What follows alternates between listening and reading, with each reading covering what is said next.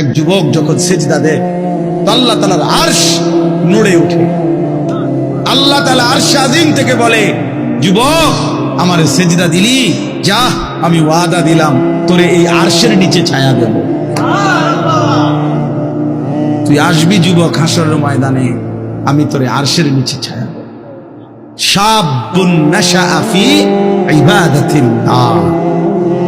নবীজি বলেন যে যুবক তার যৌবন কালটা আল্লাহর ইবাদতে বেড়ে উঠছে, আল্লাহ রাসূল সাল্লাল্লাহু আলাইহি ওয়াসাল্লাম বলেন আল্লাহ তাআলা তাকে আরশের নিচে ছায়া দেন।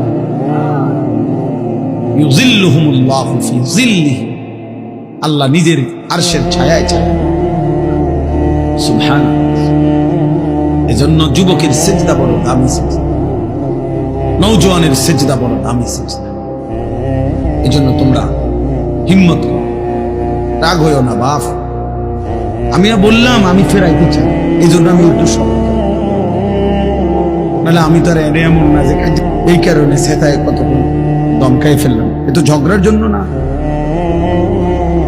আমার এই মাকসাদই হলো তুমি কেন সেজদা করবা না, নামাজ কেন পড়বা? কমপক্ষে এটা তো বোঝা উচিত যে আমি আল্লাহর সাথে আমার রাগ কিসের।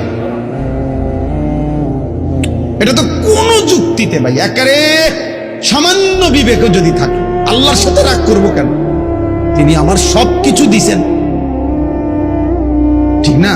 আল্লাহ আমার সমস্ত প্রয়োজন পূরণ করতেছেন, যে আমারে সব দিল এবং আমি ডাকলেও দেয় না ডাকলেও দেয়, এমন মালিক আমি পাবো কোথায়? মা গাররাকা বিরাব্বিকাল কারীম। আল্লাহ বলে, বান্দা বলো না এমন মেহেরবান মাওলা আমার মতো দয়ালু রব থেকে কে তোমারে ধোঁকা দিল?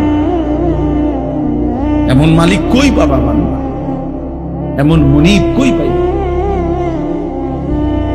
কই পাই?